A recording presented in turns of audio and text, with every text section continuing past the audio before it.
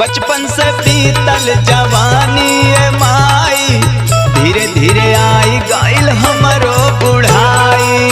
भिखिया न पाइब तब सही हम जाइब, अपने तपस्या के फल हम न पाइब। आँख में आंसू बाटे माई बुझा तू लाचारी, अरे बैठल जोगिया रोवाता बहरे आवा महतारी हो। प्यार से ओढ़ाता तू अचरवानू हो माई, आई जाई तू घर के बाहरवानू हो माई।